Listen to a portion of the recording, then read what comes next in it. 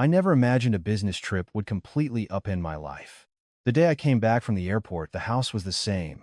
The furniture, the walls, the front door. But the people were different. My husband was overly kind, and my mother-in-law knew my return date before I had even told her. Then, a call came from the bank. We're calling about the home equity line of credit. At that moment, one thought seared through my mind. I was overseas, digging a little deeper. I found the money wasn't used for the house, nor was it for living expenses.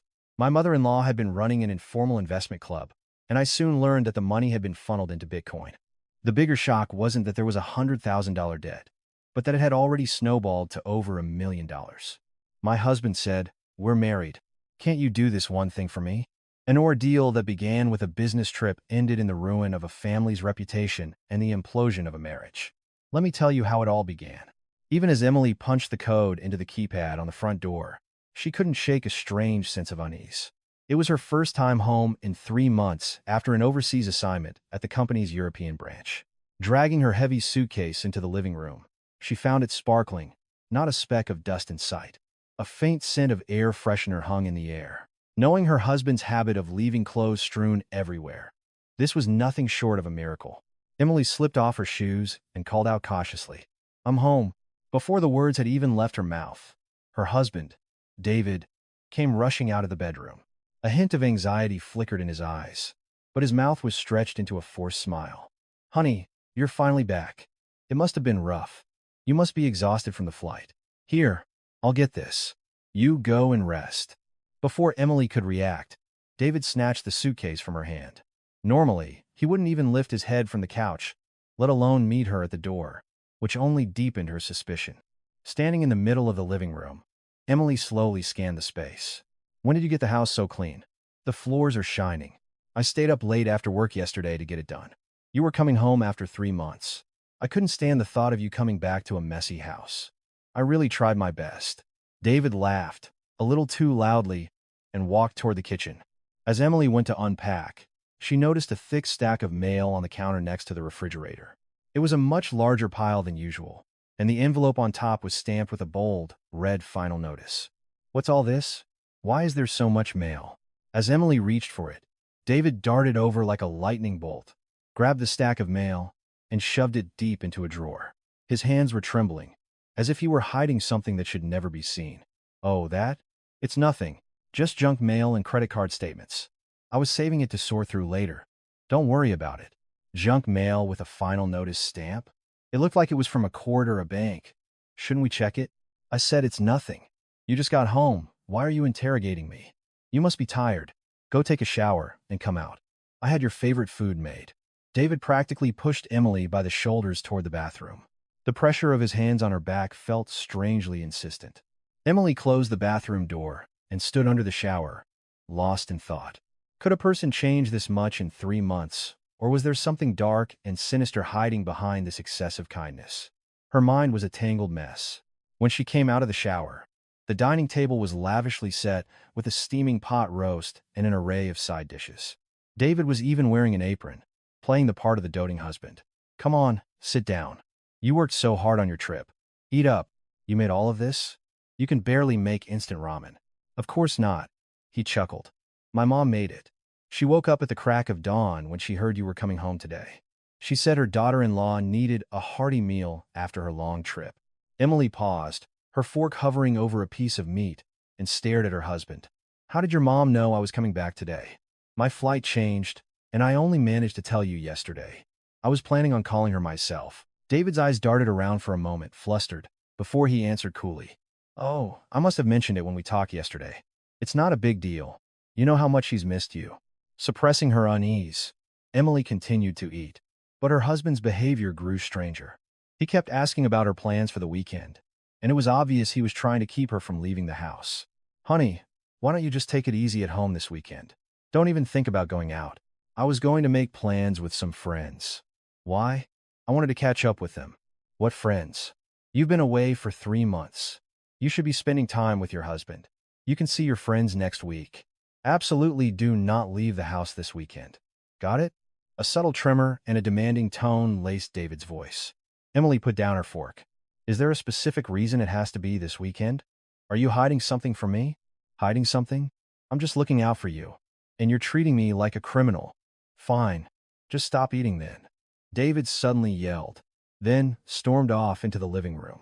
Under normal circumstances, he would have apologized, but his hypersensitive reaction confirmed Emily's suspicion. There was a very big problem in this house that she knew nothing about. The next morning, while her husband was asleep, Emily started to investigate the household finances. She opened the refrigerator. It was spotless on the outside, but barren on the inside. When she checked the account she had left for household expenses, she was horrified. For the past 3 months, over $3,000 had been withdrawn each month for living expenses. Yet there wasn't a single new purchase in the house. David, wake up and look at this. Where did all this money go? Emily shook David awake and shoved the bank statement at him. He squinted, annoyed. What is it so early in the morning? You have no idea how much prices have gone up. A single trip to the grocery store can easily cost over $100. Even with inflation, $3,000 a month is ridiculous. For the two of us, especially when I wasn't even here. There were some home repairs and bills to pay. A man works hard to hold down the fort, and you get upset over a few $1,000s. You're being unreasonable. What was repaired? Everything looks exactly the same to me. Show me the receipts. As Emily pressed him, David shot up in bed and started shouting. Who keeps every single receipt? Are you spying on me now? A marriage can't work without trust. If you're going to freak out over a little money, then let's just call it quits. He then stormed into the bathroom and slammed the door. Emily let out a bitter laugh, completely dumbfounded. But the real shock was yet to come. After her husband left for work, she opened the drawer where he had hastily hidden the mail. As she examined the contents, a cold chill washed over her. Inside one of the envelopes was a notice for a home equity line of credit that had been executed. It was a loan taken out in her name. With trembling hands, she called the bank. The reality was even more devastating. Ma'am, a line of credit was opened last month in your name for 80% of your home's equity. The paperwork shows that you signed it in person. Me? I wasn't even in the country then. How is that possible? As her mind went blank, she heard the front door keypad beeping. Her mother-in-law, Brenda, walked in as if it were her own home. Emily, you're here. It's been a while. You look pale. Brenda sat on the sofa, completely ignoring the document in Emily's hand. Emily's voice shook as she asked, Mom, David took out a HELOC in my name. Did you know about this? Alone? Good grief, you just got back and you're already talking about money. A husband might do something like that from time to time. Your parents really didn't teach you any manners, did they? Bringing up money the second you see your mother-in-law. Brenda sneered, even bringing Emily's parents into it. Emily wished this was all a dream. Her seemingly peaceful home had turned into a living hell, and her husband and mother-in-law were casually pushing her off a cliff. Something is terribly wrong. What did these people do while I was gone? Emily's eyes grew cold. This was not the time to panic. It was time to figure out how to overturn the mess they had made. She retrieved the original mortgage and title documents from a file cabinet in the study. With a trembling finger, she slowly traced the signature line. But the more she looked, the more a chill ran down her spine. It was a document she was sure she had reviewed at the closing, but the signature on an attached addendum felt unnervingly foreign. David, can you come in here for a second? I need you to explain something. Her husband, who was laughing at a comedy show on the living room couch, got up with an air of extreme annoyance. What is it now? You can't stand to see me relax for 5 minutes. What's the problem? As David sauntered into the study, Emily laid out the original closing documents and a copy of the loan application from the bank side by side on the desk. Look at these signatures. Do you really think I wrote this? Can't you see the subtle differences from my actual handwriting? As Emily tapped the papers, David's eyes flickered with a severe, momentary panic. But he quickly composed himself, scratching the back of his head with a shameless expression. Of course, you signed it? We went to the bank together when we closed on the house. Do you have amnesia or something? Why can't you remember what you did and treat me like a criminal? That was 3 years ago when we bought the house. I'm asking about this HELOC application that was executed last month. While I was working day and night at the European office, who signed my name here? As Emily's voice rose, David threw himself onto the couch in a display of indignation, sighing dramatically. Oh, that. We talked about it before you left. I said we might be a little short on cash and that I'd look into it. You were busy and told me to handle it, remember? Look into it. When did I ever say that? I never even mentioned the word loan. And this isn't an inquiry. This is an executed application where the money has already been dispersed. The house is in both our names anyway. It's my house too. So what's the big deal if I handled some paperwork? This whole my money, your money thing in a marriage is a real turnoff, you know. David brazenly picked up the remote and started flipping through channels again. Emily was so flabbergasted by his audacity that she was speechless. She slammed the papers down on the coffee table. Joint title means joint rights, but it also means joint responsibility. Using my identity to get a loan without my consent is a serious crime. Don't you understand how serious this is? A crime? Wow, you have a sharp tongue. Did I use the money to drink? To gamble? I did it for us. For our future. How dare you talk about crime? And I called you multiple times while you were on your trip to ask about it. Called me? When? We spoke exactly 6 times in the 3 months I was gone. And it was always about family events or work. Not once did you mention a loan. Stop lying. Then I must have texted you. Do I have to remember every little thing? God, you're so annoying. It's like your husband means nothing to you when money is involved. Just as David jumped up from the couch, shouting, the doorbell rang loudly as if on cue. The person who entered was none other than his sister, Megan. She was holding an expensive fruit basket and walked in with a bright smile. Oh my gosh, Emily, you're finally back. You must be exhausted from your trip. I brought some of your favorite fruit. Megan acted chummy, completely oblivious to the tense atmosphere in the room. Emily forced down her anger and offered a cold greeting. Thanks, Megan. But what brings you here at this hour without calling? What do you mean? I heard from David you were back and came to see you. But what's with the mood in here? Did something happen? Megan pretended to be concerned, but her eyes were scanning the loan documents scattered on the table. David quickly gathered the papers and scurried into the study with them, while Megan plopped down on the sofa and started unpacking the fruit. So, I heard you got a big bonus this time. I'm so jealous. My brother is so lucky to have such a capable wife. How did you know about my bonus? Does my husband report everything to you? Oh, come on. There are no secrets in a family. By the way, the term on your mortgage is up early next year, right? Are you planning on moving? Emily, who was about to get a glass of water from the kitchen, froze. Talk of moving so suddenly? She had a very bad feeling. Why are you suddenly worried about our mortgage? We still have a year left. Oh, no reason. It's just that there's so much mortgage fraud these days, and it's a headache if the bank decides to call the loan. We want to be there to help if anything happened, so I was just asking in advance. Megan smiled sweetly, but Emily could almost hear the sound of a greedy calculator clicking behind her eyes. Emily put down her glass and stared directly at Megan. It's nice of you to offer to help. But what exactly is this? Anything that you're worried might happen? Is there another problem with this house that I don't know about? Oh, Emily, you're so dramatic. I'm not a fortune teller. It was just a what if. You travel so much for work. Isn't it easier for you if David just handles these big things in advance? Megan's voice had the subtle, manipulative tone of gaslighting. Emily replied with a cold smile. No matter how busy I am, I handle my own finances, especially when it comes to things like property titles and loans. Not even a husband should touch those without permission. Right, Megan? Wow, Emily, why do you have to be so prickly? I was just trying to be helpful, and you're making me feel awful. That's really unfair. Megan pouted like she was the victim and started fiddling with her phone. Playing the victim when things got tough was a classic move for her in-laws. That night, after everyone was asleep, Emily took out the hidden documents from the study again. She then went through her old notebooks, comparing her handwriting from 3 years ago with the signature on the loan application as if looking through a microscope. This isn't my writing, and it's not David's either. Then who on earth signed my name? Emily logged into the bank's website and double-checked the date the loan was executed. The moment she saw the date, her heart sank to the pit of her stomach. The loan had been funded the day after she left for her overseas assignment. It was as if they had been desperately waiting for her to leave the house. Her hands trembled and her vision blurred. But Emily gritted her teeth. If she broke down now, she would be completely caught in the trap of these shameless people.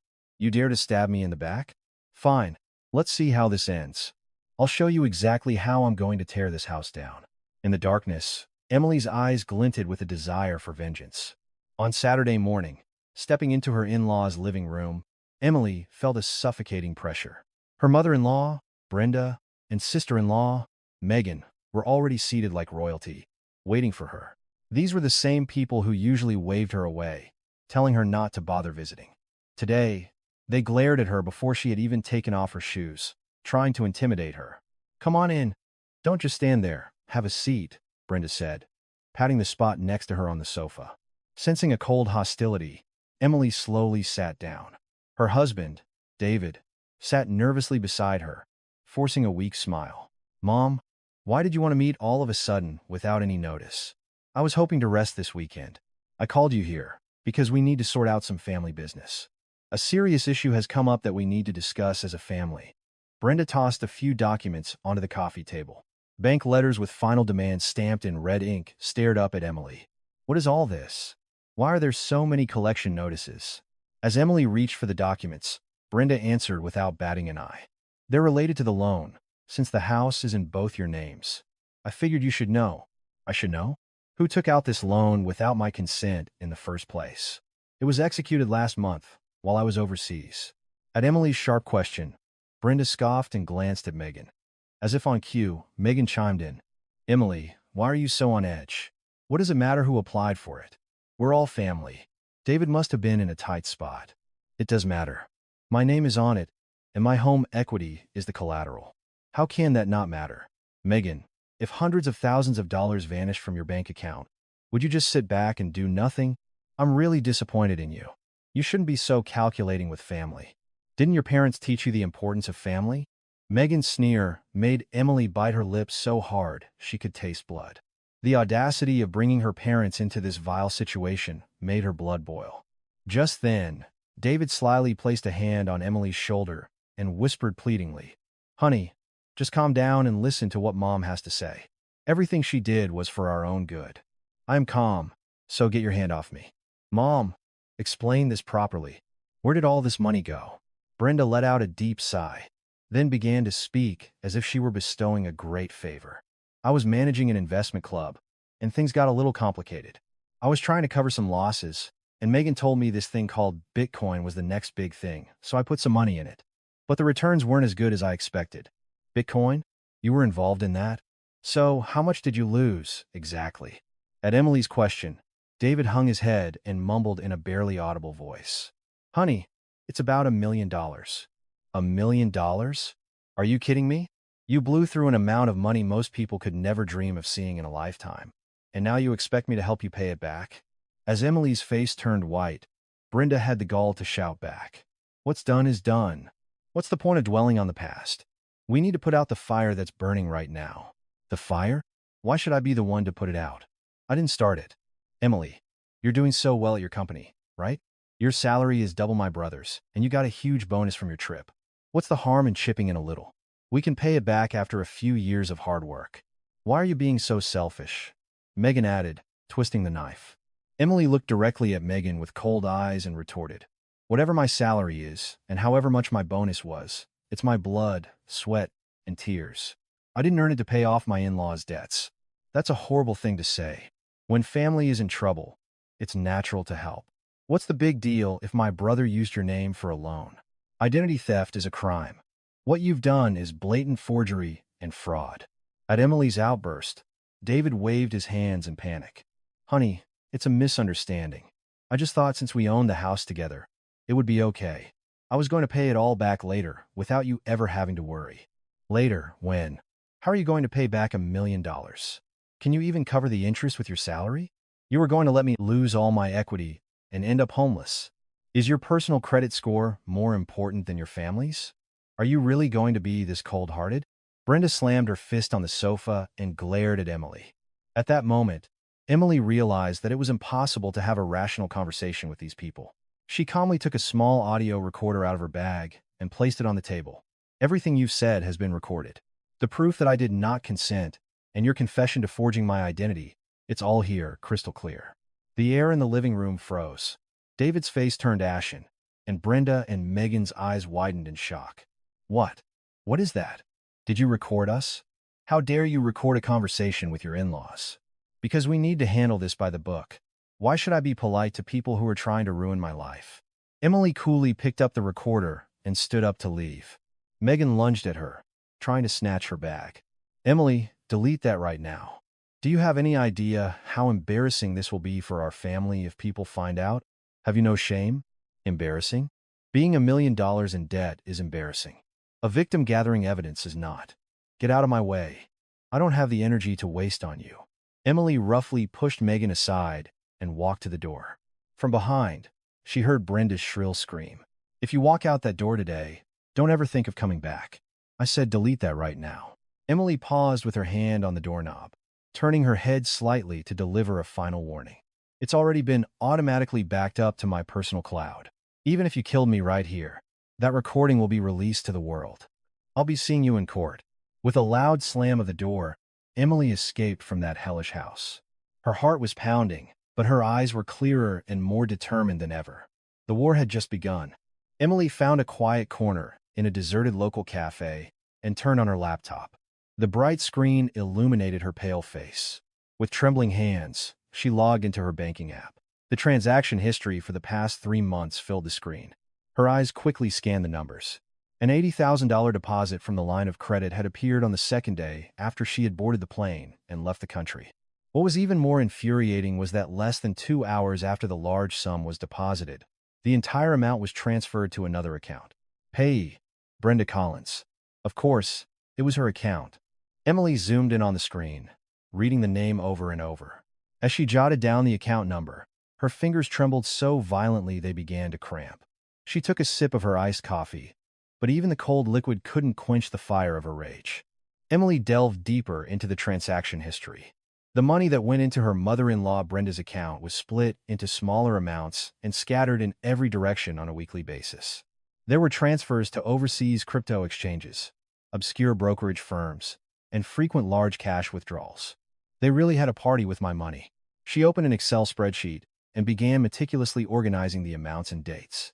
As she compiled the data, a sorted pattern emerged. Every Monday, a large sum in the thousands of dollars was withdrawn. Every Friday afternoon, smaller amounts were dispersed to multiple places in dozens of transactions. Just then, her phone vibrated loudly on the table. The screen lit up with the word husband.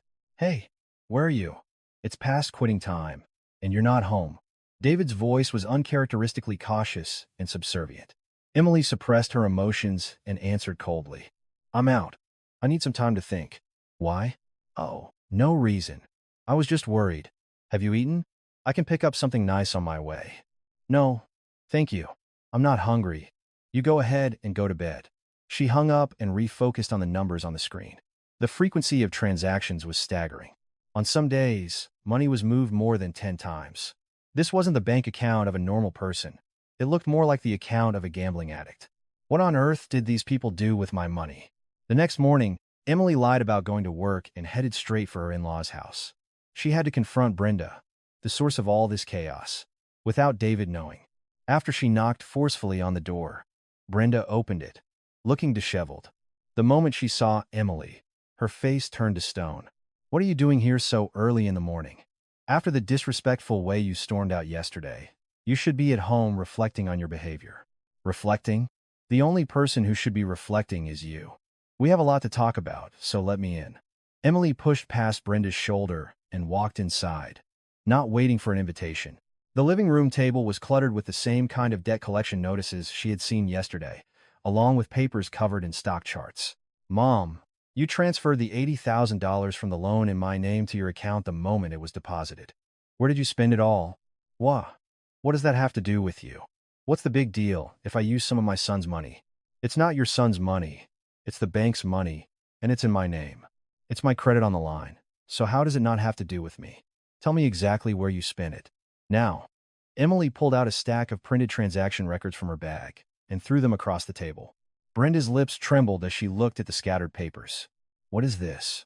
How dare you investigate your mother-in-law's bank account? It's not an investigation. It's a confirmation. The money left my account under your name. What was I supposed to do? Nothing. What about all this money sent to crypto exchanges? You said you were managing it. You said you'd make it grow. David's friends said that if we invested just a little more, we could recover our losses quickly. David was too busy, so I managed it for him. I did it for the good of our family. Do you think I did it to line my own pockets? Brenda continued to hide behind the shield of a family, making endless excuses. Emily pointed a firm finger at one of the larger transactions. You invested to cover the interest? So, how much is left in this account right now? If you cash it all out today, how much would you have? Instead of answering, Brenda turned her head and avoided Emily's gaze. Just then, the front door opened, and her sister-in-law, Megan, rushed in, out of breath. Mom, the bank keeps calling. What's going on, Emily? What are you doing here? Perfect timing, Megan. We were just reviewing the details of the financial party you and your mother threw with my money. Emily, that's a horrible thing to say. Investing has its ups and downs. You can't expect to profit every single time. Can't you just be a little patient for family? Megan glared at Emily, her voice sharp. Emily snorted. Patient? You put me in a mountain of debt under my name, and you're telling me to be patient? For how long? You were in on it too, weren't you? You're the one who pushed your mom to get into Bitcoin. What are you talking about? I just gave her some information. Why are you so narrow-minded? With my brother's bonus and your salary, you could cover this in no time. Why are you treating us like criminals? As Megan shouted, Emily burst out laughing and stood up. Cover it? $1 million? Are you out of your mind? You dare try to touch another penny of my hard-earned money, and I'll show you exactly what I'm capable of. Don't you dare raise your voice to your mother-in-law. Is this how your parents raised you? You money-grubbing monster. Brenda slammed the table and shrieked. But Emily didn't even flinch. Instead, she delivered a final, colder warning. Don't you dare mention my parents. It makes me sick to even hear their names come out of your mouth. Family? The family you're talking about is just an ATM you can withdraw from whenever you want. Well, I'm sorry to inform you, but this ATM is officially out of order as of today. So, just wait for the bill for repairs. Emily grabbed her bag and walked out of the living room. Behind her, Brenda and Megan screamed obscenities, but Emily couldn't hear them anymore. It was now crystal clear. These people weren't even worth a shred of pity. Only one thought remained in her mind: how to completely and utterly empty the pockets of these vile human beings. Emily stared at the incoming call from an unknown number for a long moment before cautiously answering. The voice on the other end was faint, as if it could break at any moment, but it was filled with suppressed anger and desperation. Hello? Is this David Collins' wife? Yes, this is she. Who is calling? I'm so sorry to call you out of the blue, but there's something urgent I need to discuss with you. My name is Susan Chen. I was a member of the investment club your mother-in-law, Brenda Collins, used to run. The situation is critical. Could we possibly meet for a moment? Hearing her mother-in-law's name, a cold sweat trickled down Emily's back. She had a gut feeling that the true scale of this conspiracy was about to be revealed. She immediately arranged to meet at a quiet cafe near her office. 2 days later, Emily met with Susan Chen, a woman in her mid-50s. As soon as she sat down, Susan pulled a thick, bursting file folder from her bag and placed it on the table. What is all this? Why did you want to see me? These are all the documents related to the investment club Brenda Collins ran for the last 15 years. And this isn't just my file. I've collected the records from dozens of other members who lost their money. Susan's hands trembled with anxiety as she began to flip through the pages. In our neighborhood, Brenda Collins was a symbol of trust. For over 15 years, she never missed a single payout date. That's why everyone trusted her with their retirement savings, their kids' college funds, everything. So when did the problem start? My mother-in-law insisted everything was fine. It started early last year. The monthly payouts started coming a week late, then a month, then 2. Whenever we confronted her, she'd always say it was because another member hadn't paid their share and would beg us for a little more time. She promised she would make it right, that she was too ashamed to face us otherwise. Susan pointed to a section of a document marked with a thick red line. But late last year, she completely vanished.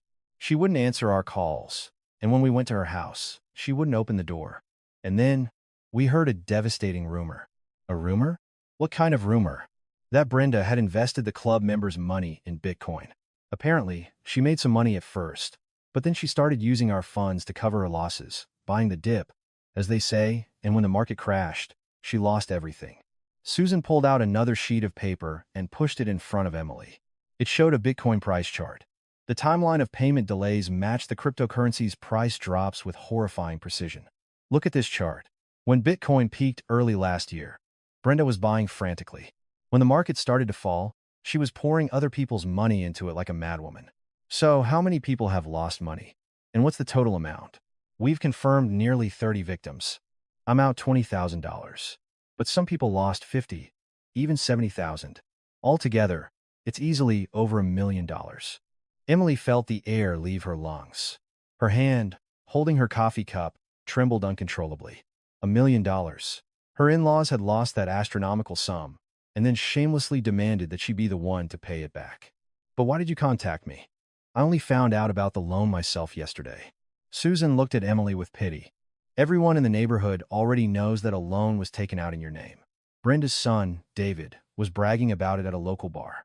He was saying his wife works for a major corporation and has an excellent credit score, and that he got a loan while you were on your business trip to solve all the investment club's problems. Emily clenched her fists so tightly that her nails dug into her palms, but she felt no pain. A wave of rage made her vision swim. My husband, David, actually said that? He was bragging about it? Yes. It was around last fall, right after you left for your long trip. He boasted that he prepared all the loan documents himself, and that having a capable wife saved his mother. Finally, Susan took a small recorder from her bag and pressed play. Her mother-in-law Brenda's shameless voice filled the air. Oh, don't you worry. I'll get you the money soon. My daughter-in-law is getting a huge bonus, and she can get a personal line of credit in the six figures. I'll use that to pay you all back first, so just wait a little longer.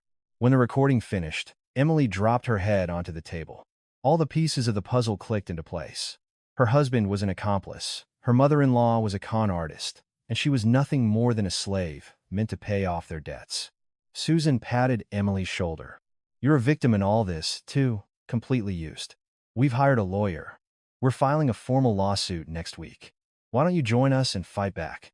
Thank you for telling me this. But the people who tried to ruin my life, I will deal with them myself. Emily wiped away a tear and left the cafe, her eyes cold and hard. That evening, when Emily returned home, she was greeted by the sight of David laughing at a show on TV. Honey, you're back? Where have you been without even calling? I'm starving. Are you going to make dinner? David, last fall, you went around the neighborhood bragging to people that you took out a loan in my name, didn't you? So thrilled that your capable wife paid off your mother's debts. The smile instantly vanished from David's face, which became rigid with shock. What are you talking about? Who's spreading such childish rumors? Childish rumors? I heard it from the club members themselves. They said you forged the loan documents yourself. And you might want to listen to this, too. Emily took out her phone and played the recording of Brenda's voice, loud enough to fill the living room. David dropped the remote control and sank to the floor, his face ashen. You knew everything from the beginning, didn't you? That your mother was running a Ponzi scheme with her club and lost hundreds of thousands in Bitcoin, and that you were going to use my name to cover it up. This was all you're doing. I was just trying to help my mom, to keep her out of jail. We're married. Can't you help with something like that? You have plenty of money. Help? Pushing my life to the brink of ruin is helping? David, you're not a human being. I'm going to make you pay for every single disgusting thing you've done. You just wait. Faced with Emily's cold declaration of war, David could only tremble in silence. There was no room for reconciliation or forgiveness now. The only thing on Emily's mind was a perfect revenge scenario to utterly destroy this vile family, both socially and financially. In the cold glow of her computer monitor, Emily sat in the darkened study and began to meticulously comb through her husband David's social media accounts. 2 years' worth of posts filled the screen. The same cringy posts she used to scroll past in annoyance had now become the most powerful weapons to prove his family's crimes. Our family is completely financially stable. With such a robust asset portfolio, we have plenty of capital for new investments.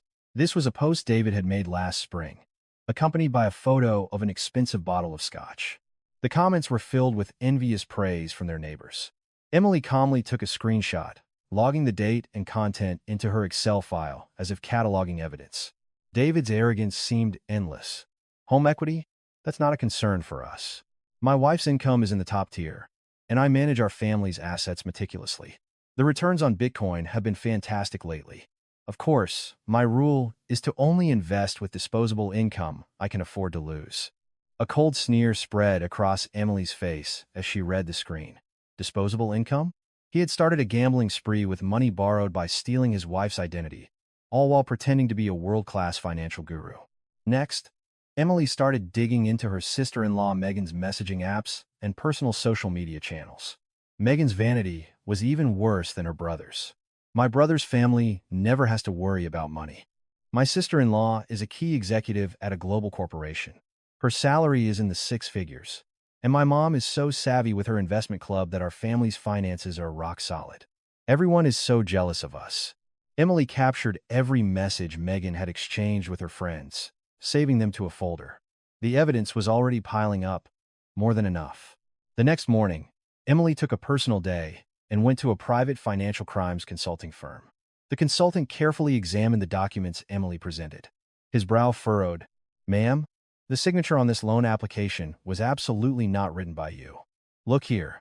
The signature on your mortgage documents from 3 years ago shows consistent pressure and a confident hand. But this recent application shows a trembling hand with irregular strokes. It's a classic sign of a forgery." The consultant used a magnifying glass to compare the two signatures, explaining his findings point by point.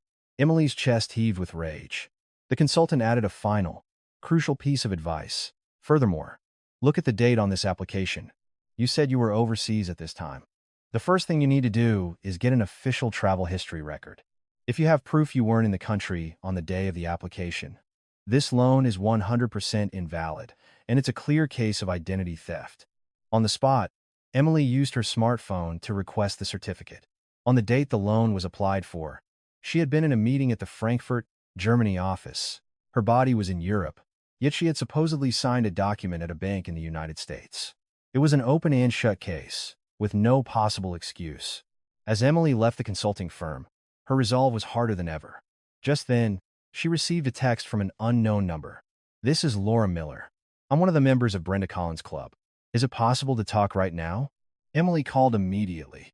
The woman on the other end spoke in a low, hushed voice, as if wary of being overheard. "I contacted you because there's something you need to know. Last year, David Collins personally tried to solicit investments from us club members. He swore up and down that his mother's investment club was the safest in the country. He solicited investments.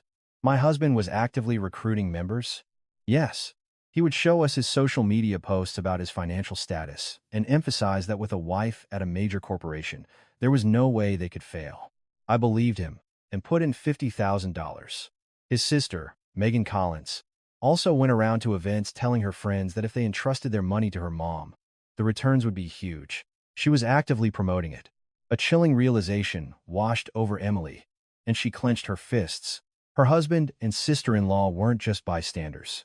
They were active participants, accomplices who had helped set the stage for the scam. Emily asked Laura to email her all the message exchanges and any recordings she had, then immediately drove to her in-laws' house. When she opened the front door, she found David, Brenda, and Megan sitting in the living room, casually eating takeout and laughing. "What are you doing here at this hour? Aren't you supposed to be at work?" Brenda asked, putting down her chopsticks in surprise. Instead of answering, Emily pulled a stack of documents from her bag and slammed it onto the living room table. "What is all this? How rude. Throwing papers around while we're eating," Megan said with annoyance, reaching for the documents. Her face went pale when she saw the cover sheet. David, too, turned ashen when he read the words official U.S. travel history. "It's proof, concrete proof that on the day of the loan application, I was not in the United States, but in Frankfurt. My body was in Europe. So who was it that used my name and took out the money?" A sudden, icy silence fell over the room. Megan forced a smile and stammered, "Emily, what's the big deal? It's a joint title. We're family. David was in a pinch, so he could have just signed for you. Isn't it more ridiculous to make a fuss about forgery and all that? It's not signing for me. It's blatant document forgery. And this," Emily gestured to another pile of papers, "is a collection of all the nonsense you've been spouting on social media. The evidence that you lied about your perfect financial situation to lure in club members." David trembled as he yelled, "What's wrong with that? I was just posting about my life. Is it a crime to brag a little? It's not bragging. It's fraud. Because of your lies, people like Laura Miller and many others are suffering. I have audio files of you personally soliciting investments and guaranteeing their money." Emily took out her phone and played a recording of David saying, "I personally guarantee our family's finances." David's mouth hung open, speechless. Suddenly, Brenda flipped the table over, screaming, "So what do you want from us? We're victims too. We lost everything in Bitcoin. We were trying to make money to pay back your loan, and we just had some bad luck. How dare a daughter-in-law investigate her own mother-in-law? Victims? You call yourselves victims after taking other people's money and gambling it all away. No, you're not victims. You're perpetrators. Criminals. We were going to get your consent later. Can't you be a little flexible in a marriage? You are such a cold-hearted snake. Your parents raised a monster who only cares about money." Brenda's tantrum didn't faze Emily in the slightest. With an even colder and more resolute voice, she delivered her final blow. "Don't you dare bring my parents into this. They didn't live their lives as shamelessly as you. Go ahead. Try to tell the judge in court that these dirty records of yours were just posts about your life. I'll make sure all three of you end up in matching prison jumpsuits." Emily grabbed her bag and left the house without a second glance. Behind her, she could hear Brenda's curses, Megan's sobs, and David's pathetic cries, but her steps felt lighter than ever. All preparations were complete. All that awaited them now was the judgment of the law. Emily sat deeply in a plush sofa in the bank's private client consultation room. In front of her, the stack of documents she had meticulously gathered was piled up like trophies of war. The official travel history certificate, the handwriting analysis report, the social media records of her husband and sister-in-law's deceptions, and the audio file of her mother-in-law's confession. "I'm here to officially file a report for identity theft. I want the loan that was executed without my consent to be nullified and for legal action to be initiated immediately."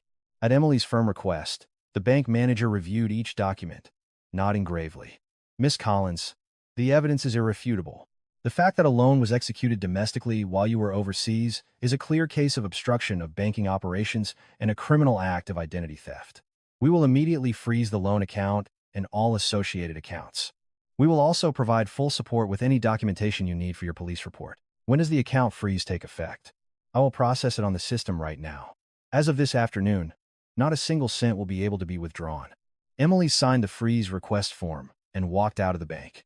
As if on cue, her phone began to vibrate uncontrollably in her bag.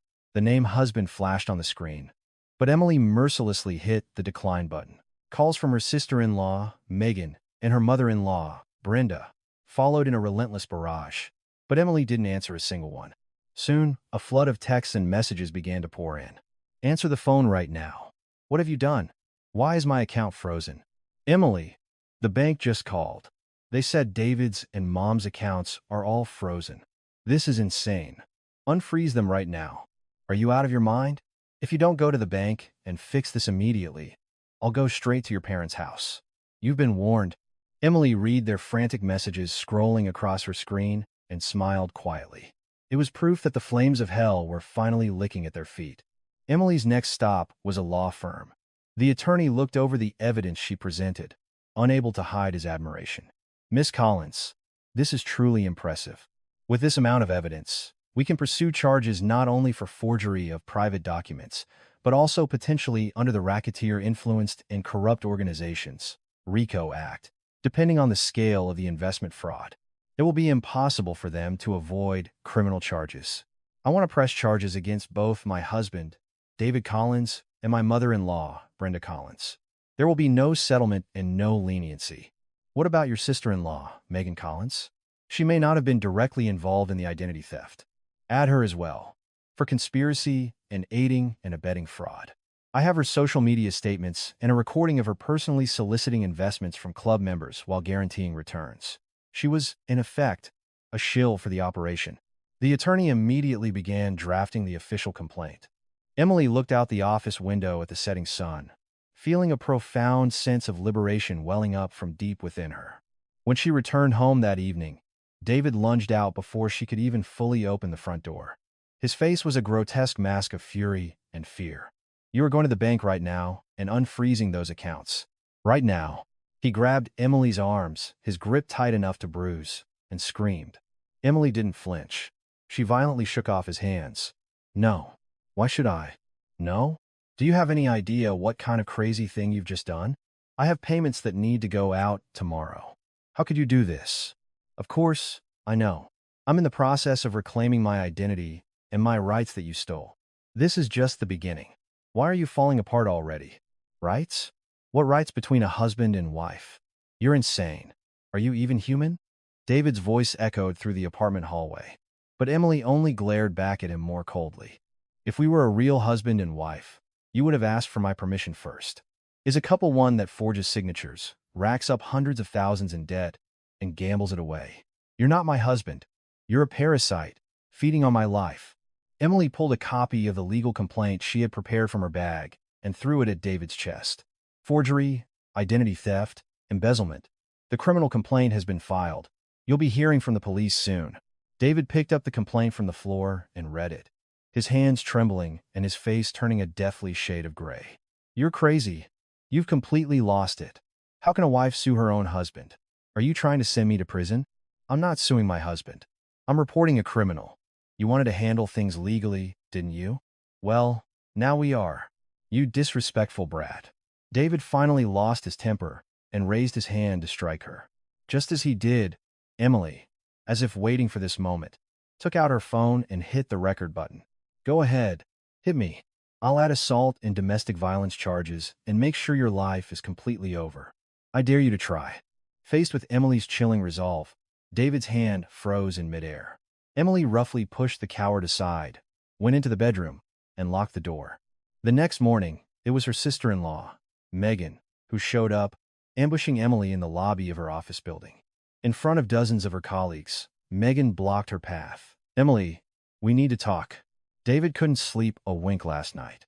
I have nothing to say to you. Move, before I call security. As Emily tried to walk past her coldly, Megan raised her voice and began to cause a scene.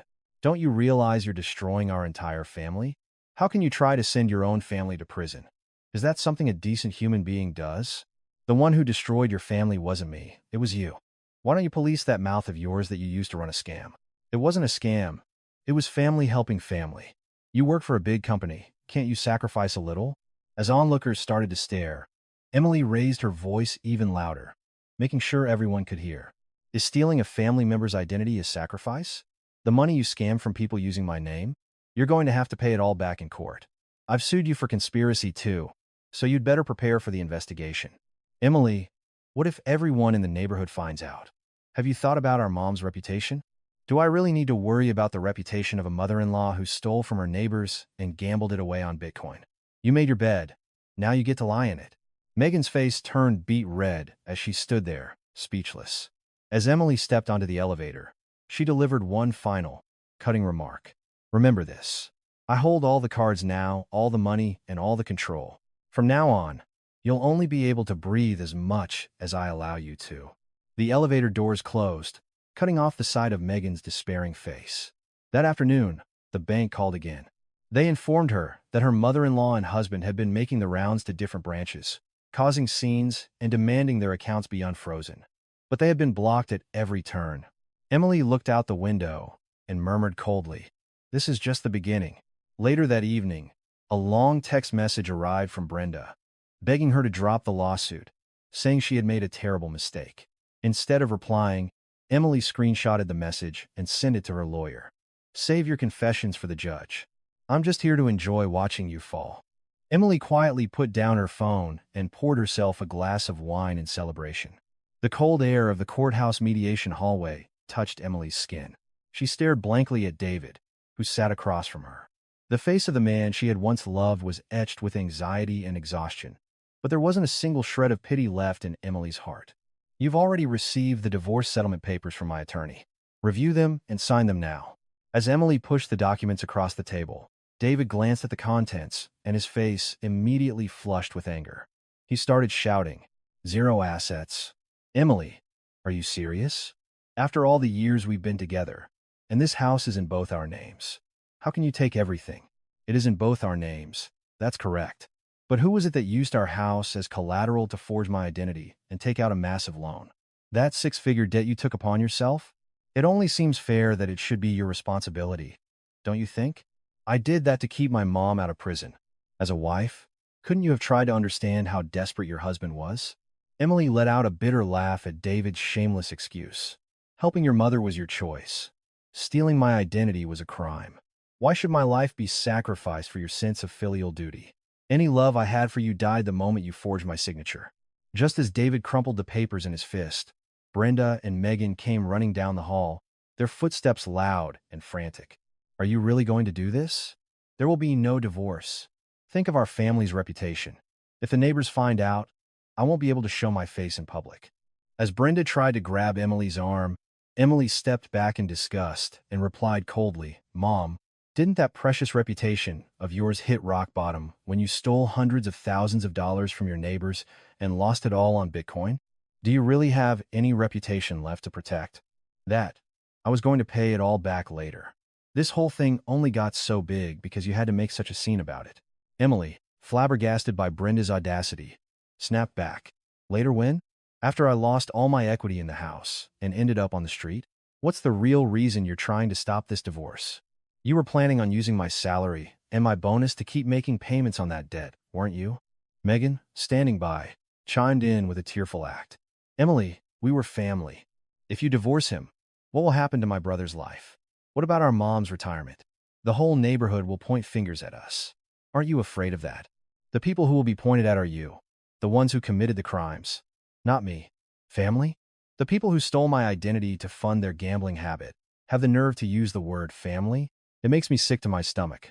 Emily pulled the final divorce agreement from her bag and slammed it onto David's chest. The home equity will be used in its entirety to pay back the loan, and the remaining debt will be your joint responsibility. And you will sign these divorce papers right now. If you refuse, I will proceed with the criminal charges and make sure you, your mother, and your sister all end up in prison as co-conspirators. The choice is yours. David's face instantly turned white. Brenda, unable to contain her rage, raised her hand, but Megan quickly grabbed her arm. Mom, no. We're in a courthouse. If you cause a scene here, it'll only make things worse. This disrespectful witch. How dare she threaten her own mother-in-law, Pay? This is as good as telling our whole family to just die. Despite Brenda's screams, Emily remained unfazed. With an even colder voice, she delivered her final verdict. You were already ruined.